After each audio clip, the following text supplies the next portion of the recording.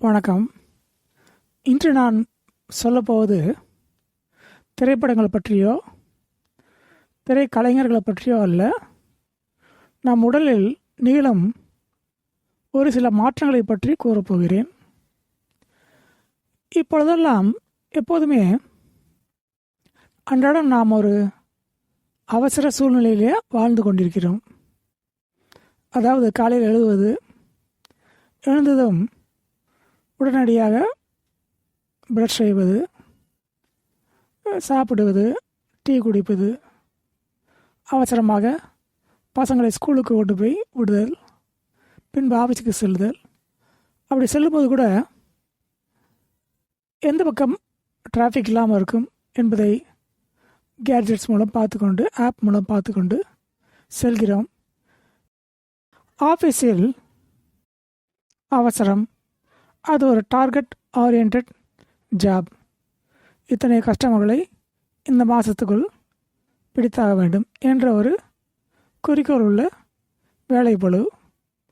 இத்தனை பளுவுக்கு மத்தியில் நாம் வாழ்ந்து கொண்டிருக்கிறோம். மதிய சாப்பாடு, பின்பு டீ மற்றும் வீட்டுக்கு செல்லுதல். செல்லும் போதும் காய்கறி வாங்க வேண்டும். இங்கே மிச்சமாக இருக்கும், இங்கே சற்று நல்லதாக இருக்கும், எந்த காய்கறி விலை கம்மியாக இருக்கும் என்ற ரீதியில் அங்கு அலைந்து திரிந்து வீட்டுக்கு வந்தால் பசங்களை மறுபடியும் டியூஷனுக்கு, கராத்தே கிளாஸ், பாட்டு கிளாஸ், டான்ஸ் கிளாஸ் என்று இப்படியே செல்கிறது வாழ்க்கை. சாப்பிட்டு விட்டு படுத்தோம் என்றால் எங்கே படுப்பது? படுத்தவுடன் கேட்ஜெட்ஸை வைத்துக்கொண்டு, லேப்டாப்பை வைத்துக்கொண்டு ஏதாவது நோண்டி கொண்டிருந்தல். அடுத்து என்ன செய்ய வேண்டும் இப்படி அடுத்து இப்படியே வாழ்க்கை படு ஜோராக, படு உஷாராக செல்கிறது. எப்போதும் அடுத்து என்ன செய்வது, அதற்கடுத்து என்ன செய்வது, அடுத்தடுத்து என்று எல்லாத்தையும் ஞாபகம் வைத்துக்கிறோம். ஆனால் ஒன்றை நாம் மறந்து விடுகிறோம். நம் உடலை பற்றி நாம் மறந்து விடுகிறோம். நாம் ஓட்டும் ஸ்கூட்டர் அல்லது நாம் ஓட்டும் கார், என் சைக்கிள் கூட அதுக்கு எப்போது காற்றடிக்க வேண்டும், இன்ஜின் ஆயில் ஊற்ற வேண்டும், ஆனுவல் மெயின்டெனன்ஸ் என்று எல்லாவற்றையும் சரியாக செய்கிறோம். ஆனால் நமது உடலை பற்றி நாம் எப்போதும் சிந்திப்பதே இல்லை.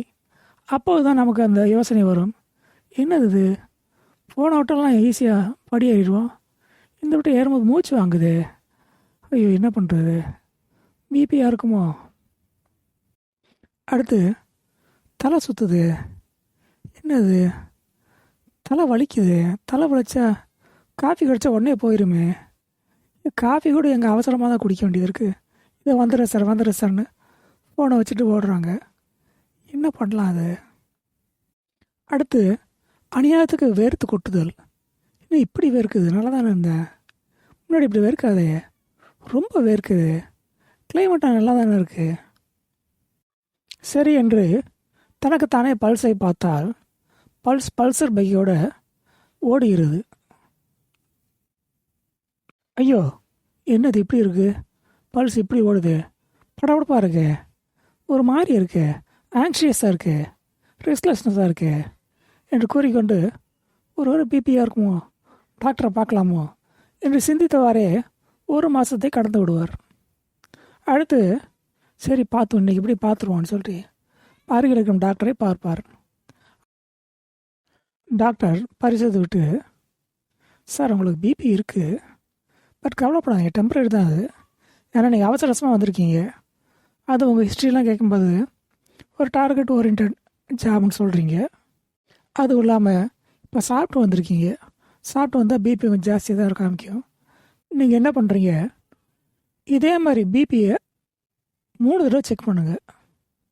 நாளைக்கு மத்தியானத்துக்கு, நாளன்னைக்கு ஈவினிங், அடுத்த நாள் ஒரு டைம் பற்றி செக் பண்ணுங்கள். 3மே டிஃப்ரெண்ட் டைமிங்கில் செக் பண்ணுங்கள். செக் பண்ணிவிட்டு அந்த ரீடிங்கில் நோட் பண்ணிட்டு என்கிட்ட வாங்க, நான் அதை பார்த்துட்டு பிபி இருக்கா இல்லையான்னு சொல்லிடுறேன். சரிங்களா? இப்போதைக்கு நான் ஒரு 2 மாத்திரை கொடுத்துருக்கேன் 2 டேஸ்க்கு. இது உங்களோட ப்ளட்டை நார்மலாக வச்சுக்கிறோம். ஆனால் இது 2 டேஸ் தான் சாப்பிட்ணும்.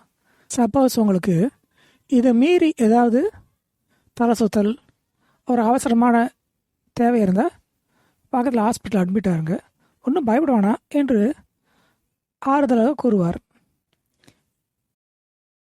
இவரும் என்ன செய்வார், சரி பிபி எங்கே செக் பண்ணணுமே அப்படின்னு எடுத்துக்கொண்டு ஆஃபீஸ் செல்வார்.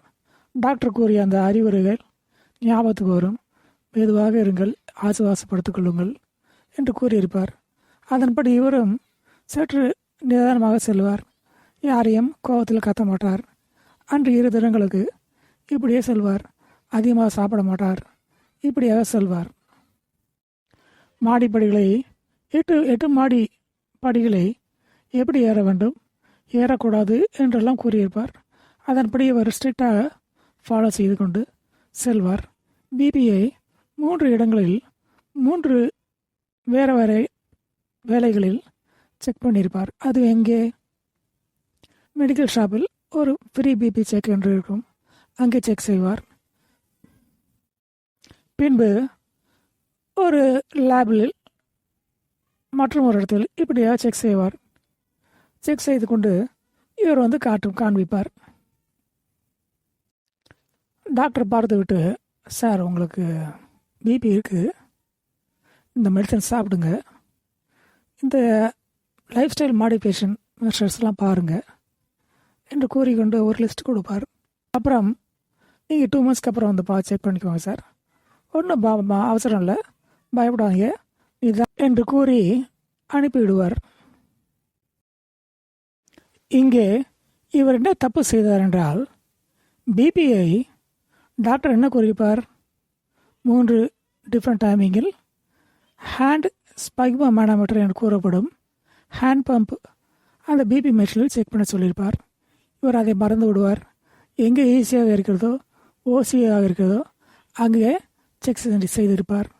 அது ஆட்டோமேட்டிக்காக ஒரு பேட்டரி ஆப்ரேட்டட் மெஷின். இதை பார்த்து விட்டு டாக்டர் என்ன கொடுப்பார். டாக்டர் வந்து அதை பார்த்துட்டு அதுக்கேற்ற மாதிரி மெடிசன்ஸ் கொடுப்பார். சரி, இது ஓகே. ஏனென்றால் ஆட்டோமேட்டிக் பிபி மெஷின் வந்து சற்று அப்ராக்சிமேட் வேல்யூ தான் தரும். சரி, பரவாயில்லையா, அது வந்து ஒன்றும் பெரிய பிரச்சனை இல்லை. இவர் என்ன செய்வார், வீட்டில் ஒன்று அதே மாதிரி ஒரு பிபி மெஷினை பேட்ரி ஆப்ரேட்டர் மெஷின் வாங்கி வச்சுட்டு செக் பண்ணுவார். பரவாயில்ல, பிபி நார்மலாக இருக்குது, டாக்டர் கொடுத்த மெடிசின்ஸ் வேலை செய்யுது, நல்ல டாக்டர் தான், நல்ல மெடிசின் தான் என்று கூறுகிண்டு அவர் சொன்ன அந்த லைஃப் ஸ்டைல் மாடிஃபிகேஷன் மெஷர்ஸ் எல்லாம் ஃபாலோ பண்ணுவார். அதாவது யோகா, வாக்கிங், மாடிப்படி ஏறுதலா வேண்டாமா அதை டாக்டர் கூறியிருப்பார். இன்டர்மீடியட் வாக்கிங், ஜாகிங் என்று ஃபாலோ செய்து கொண்டிருப்பார். 2-3 தினங்களுக்கு பிபியை பார்ப்பார். சரி, கரெக்டாக இருக்குது, டாக்டர் கொடுத்த மாத்திரை சரியாக வேலை செய்யுது என்று கூறிக்கொண்டு இவரே தன்னைத்தானே மாடிஃபை பண்ணிக்கொண்டு, அதாவது அடுத்தவரை எரிஞ்சு விடாமல், சிக்னலில் யாரையும் திட்டாமல் நிதானமாக சென்று கொண்டிருப்பார். சில மாதங்கள் இம்மாதிரி ஆசுவாசப்படுத்தி கொண்டு நல்ல சூழ்நிலையாக இவர் அமைத்து கொண்டிருப்பார். அப்படியே செல்லும். சரி, ஆனால் டாக்டர் கூறியிருப்பார் 2 மாதங்களுக்கு ஒரு முறை வர வேண்டும் என்பதை இவர் மறந்து விடுவார். மறந்து விட்டால் என்ன, வேண்டுமென்றே செல்ல மாட்டார். என்ன காரணம் என்றால், 2 மாதம் ஒரு 4 மாதத்துக்காக போவோம் என்று கூறிவிட்டு 4 மாதத்துக்கு அப்புறம் மறந்து விடுவார். பிபி தான் நார்மலாக இருக்கு, மறந்து விடுவார். இது 1 வருஷம் ஆகும். இப்படியே செல்லும். பின்பு இவருக்கொன்றே சுயம்பாக ஒரு யோசனை தோன்றும். போதாத குறைக்கு எழுத்து வீட்டு மாமி, பக்கத்து வீட்டு தாத்தா, கீழ் வீட்டு மாமா எல்லோரும் ஏதாவது ஒன்று கூறுவார்கள். என்னவென்றால், எப்பா பிபி மெடிசன்லாம் கெமிக்கல்ஸ்ப்பா, ரொம்ப நாள் சாப்பிடக்கூடாதுப்பா, லிவர் டேமேஜ் ஆகிரும் என்று கூறுவார்கள். இவரும் ஆனால் ஆமாம், அது விட இருக்கு, என்ன பண்ணலாம் அப்படின்னு யோசிப்பார். யோசித்து கூடாத குறைக்கு இந்த குவாக்ஸ் என்று கூறுவார்களே, போலி மருத்துவர்கள் அல்லது ஒரு சில ஆல்டர்னேட் மெடிசன் படித்தவர்கள் ஒரு சிலர், அவர் என்ன சொல்லுவார், பிபி மெடிசன் ரொம்ப கெமிக்கல்ஸுங்க, ரொம்ப நாளைக்கு சாப்பிடக்கூடாது என்று சுவரொட்டிகளில் போஸ்டுகளில் பேசியிருப்பார்கள். அதை படித்து விட்டு ஒரு யோசனை இருப்பார். சரி, மெடிசன் ரொம்ப நாள் சாப்பிட்ருக்குமே, ஸ்டாப் பண்ணி பார்க்கலாமே என்று கூறியவாறு இவர் ஒரு நாள் மாத்திரையை சாப்பிடாமல் இருப்பார். பிபி மாத்திரை சாப்பிடாமல் ஒரு நாள் பிபியை செக் பண்ணுவார். அந்த ஆட்டோமேட்டட் மிஷினில் பிபி சரியாக இருக்கும். அப்பா, பிபி கரெக்டாக இருப்பா, நம்மளுக்கு ஒன்றும் ட்ரபுள் இல்லை, மகிழ்ச்சியாக இருப்போம், மகிழ்ச்சி தான் முக்கியம் அப்படின்ட்டு கூறி கொண்டு இவரவாக மகிழ்வாக இருப்பார். அடுத்த நாளும் பிபியை செக் செய்வார். அங்கேயும் பிபி நார்மலாக காமிக்கும். அப்பா, சூப்பர்ப்பா, ட்ரபுள் இல்லை. 3ஆம் நாள் செக் பண்ணுவார், பிபி நார்மலாக இருக்கும். பின்பு இனி எதுக்கு மாத்திரை, கெமிக்கல்ஸ் வேஸ்ட் என்று கூறிக்கொண்டு அதை சாப்பிட மாட்டார். இது 1 நாள் 2 நாள்களில் 1 வாரம் பல மாதங்களாகும். டாக்டரை பார்க்க மாட்டார். ஏனென்றால் டாக்டரை பார்த்தா திட்டுவார், ரொம்ப லேட்டாக வந்திருக்கீங்க என்று திட்டுவார். எதற்கு? இவர் அடுத்தவர் இவர் அநியாயத்துக்கு திட்டுவார், சிக்னல் திட்டு வைப்பார், இவர் திட்டு வாங்கியிருப்பார். ஆனால் அதை பற்றியெல்லாம் கவலைப்படாமல் டாக்டர் திட்டுவாரே என்று ஒரு சபை காரணத்தை கூறிக்கொண்டு இவர் செல்லாமல் இருப்பார். பின்பு அன்றைக்குன்னு பார்த்து ஒரு நாள் கதவை தாளிட்டு கொண்டு தாப்பால் போட்டு பாத்ரூமில் குளிக்க செல்வார். அங்கு தலை சுற்றும், திடீரென தலை சுற்றும், தூக்கி அடிக்கும். அன்றைக்குன்னு பார்த்து இவர் இரும்பு வாளியை கவுத்து வச்சிருப்பார். மண்டை நொங்கு நாங்கள் அடிக்கும், தலை செதறி கீழே விழுந்த ரத்தம் போ. என்னடா, நம்ம கணவர் காக்கா குழியில் தானே குளிப்பார், உடனே வந்துடுவார், எவ்வளோ நேரம் ஆச்சு என்று மனைவி கதவை தட்டுவார். No response. உடனே பக்கத்து நபர்களை கூப்பிட்டு கொண்டு கதவை உடைத்து திறந்து பார்ப்பார். இரத்த வெள்ளத்தில் கணவன் தூக்கி கொண்டு அலறிக்கொண்டு ஓடுவார்கள். ஆஸ்பத்திரியில் சிகிச்சை அளிக்கப்படும், வெற்றிகரமாக முடியும். இது ஆப்ஷன் 1. ஆப்ஷன் 2, வெற்றிகரமாக முடியாவிட்டால், போய்விட்டால் யார் நடுத்தருவில் நிற்பது? மனைவி, மக்கள், பெற்றோர்கள் என மக்கள் எல்லாம் 5வது 6வது படிப்பார்கள். இது தேவையா நமக்கு?